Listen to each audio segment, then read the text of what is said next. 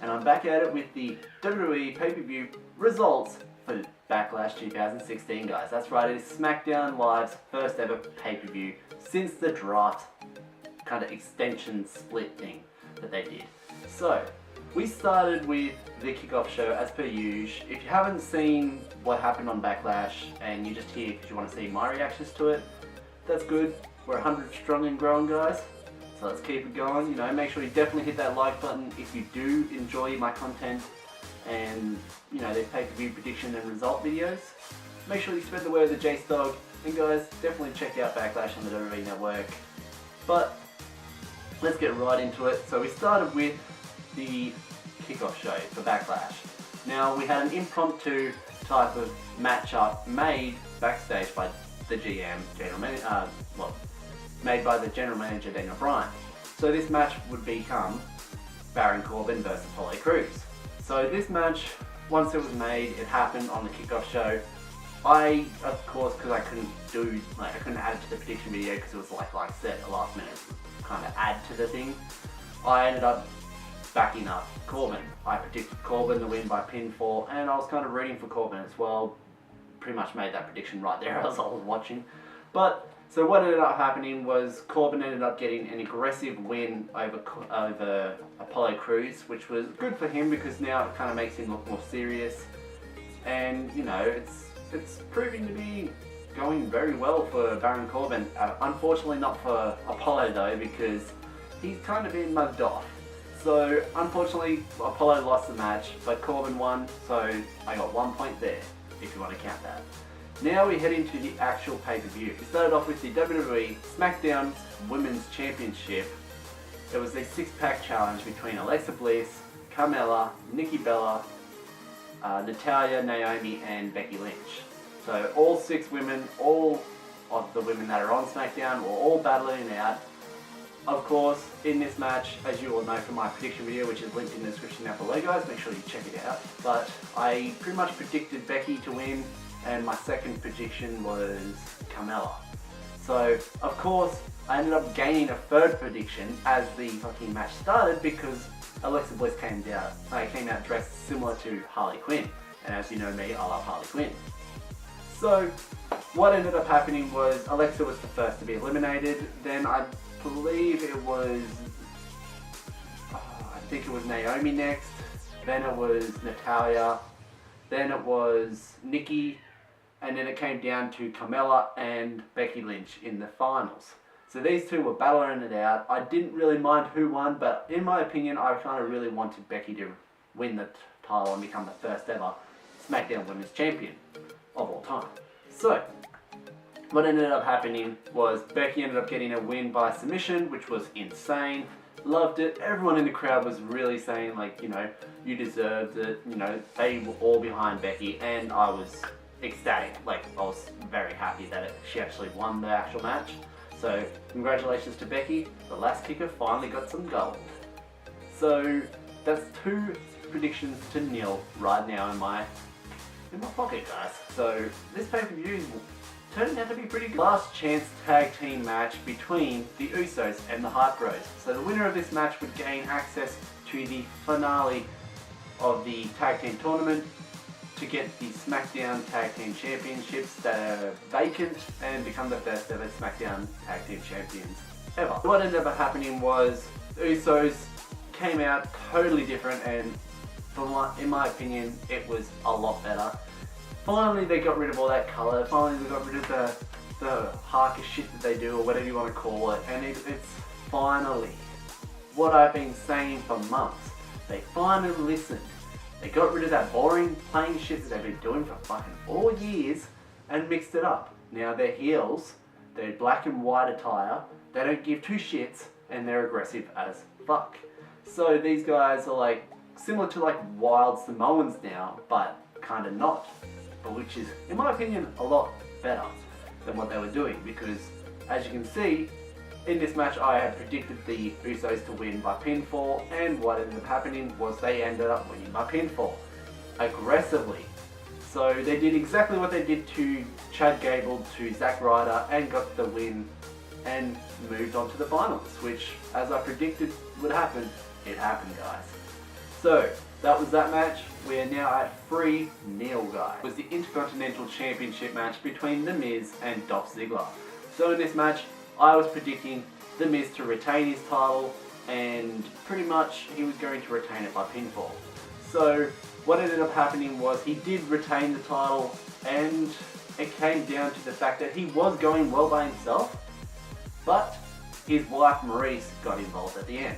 Now, what ended up happening was, I think Miz distracted the ref or something happened, or he kicked Ziggler into the ropes, and as Ziggler went into the ropes, Maurice sprayed him in the face with some spray, probably like deodorant or hairspray, most likely hairspray. Got him right in the eyes, and then the Miz ended up getting I'm pretty sure it was a skull crushing finale win, or it was either that or it was a roll up, but either way he won by pinfall. That makes me 4-0.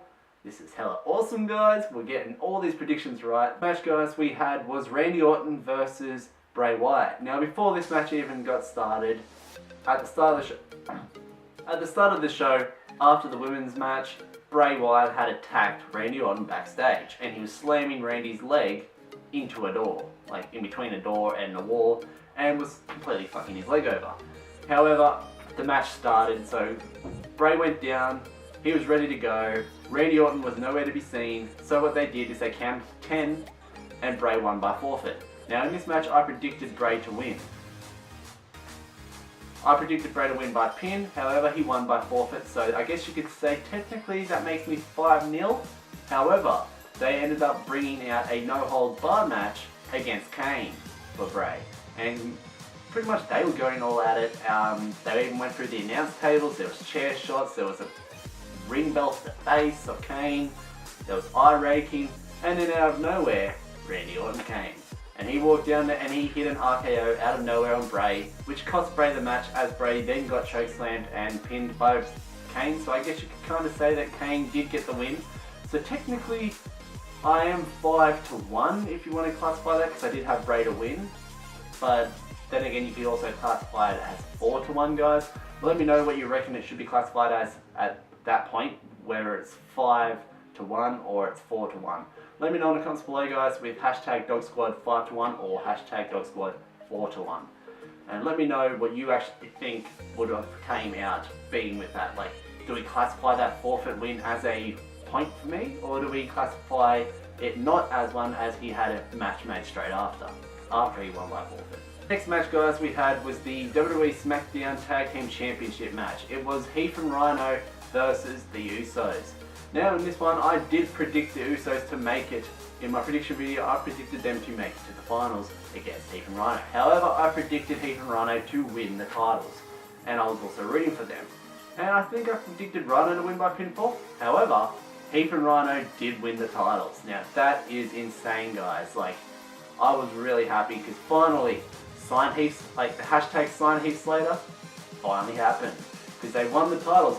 Heath won by pinfall as Rhyno hit the spear, and then Heath ended up crawling over onto, I think it was Jay or Jimmy, it was one of them, and he got the pin, and now they are crowned your new WWE World Tag Team Champions, baby, as Heath says. So that is insane. Good work to Heath, good work to Rhyno too. Now I guess Heath can go and get that double wide and off ground pull.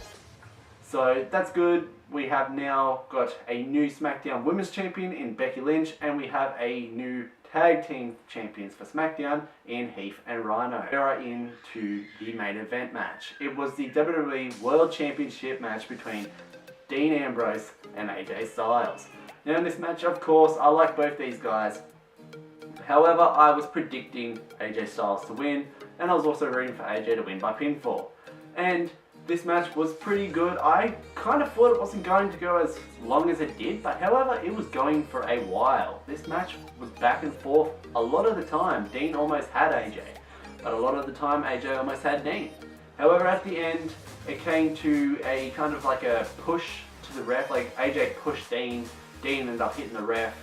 I guess you could say by accident, maybe, but he pushed the ref. The ref was knocked out for a second. Well, not knocked out, but just knocked down, where you couldn't see what was happening. AJ realised, kicked Dean in the nuts, and then hit him with a Styles clash and got the win, and now we have a new WWE World Champion in AJ Styles. Now this is insane. Me being a fan of AJ for a very long time, ever since I used to watch him back in TNA in 2008, this is insane. And now we have AJ Styles as the WWE Champion. We have Kevin Owens as the Universal Champion. Shinsuke Nakamura as the NXT Champion. Heath and Rhyno as the Tag Team Champs. And it's even better to add that, Becky Lynch as the SmackDown Women's Champ. Now if only Sasha Banks could take the title back from Charlotte, we would be in our glory right now, guys. Like, I ended up getting most of the predictions right. If you want to, the Bray and Randy one's a little bit up there. Like, if you want to classify that as a loss, then I got 6-1. But if you want to classify that as a win as well as that second match, you may as well classify it as 7-1, guys. But all in all, this pay-per-view was hella awesome. It was so good, guys. So I loved it. It was probably one of the best pay-per-views so far this year, considering we got AJ as a champ, we got Becky, Heath and Rhyno, and like a lot of good matches happened. The Usos finally changed up, which was awesome. Just all this goodness, like even Alexa coming out like Harley Bliss, and Carmella getting a pin when she actually eliminated Nikki Bella from the actual match. So when you look at it, guys, this pay-per-view, for SmackDown's first ever pay-per-view since the draft, is good.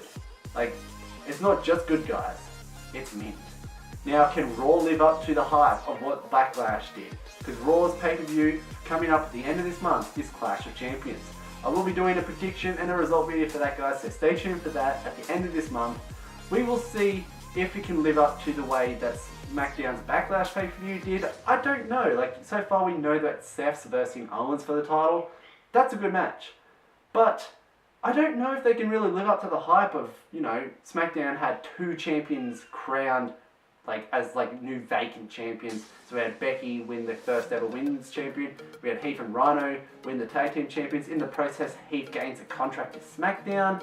We had Miz retain. We had AJ win the title. We had the Usos mix it up and all that goodness. So in my opinion, this pay-per-view was a 10 out of 10, would recommend again. If you did like this pay-per-view result video, make sure to hit that like button hard, guys, but not too fucking hard. Don't break your computers. Let me know if you have any results or prediction videos. Tag them in the description below, guys. I will go and watch all your pay-per-views. And hell, subscribe to my channel while you are, if you are watching this right now, guys. So hit the subscribe button to join the Dog Squad and spread the word of the TheJaseDawg to everybody you know. Guys, if you want to follow me on Instagram and Twitter, the links are in the description down below. I'm starting to get more active on Twitter, so I will talk to Dog Squad members. And hell, if you're interested in talking about wrestling, hit me up. If you're interested about like talking about games or collabing on games, hit me up, guys, because I'm pretty easy with it when it comes to all that shit. So guys, like I said, this pay-per-view was a 10 out of 10, wouldn't recommend again. It was mint. So guys, as always, stay awesome. The TheJaseDawg is out of here. See ya.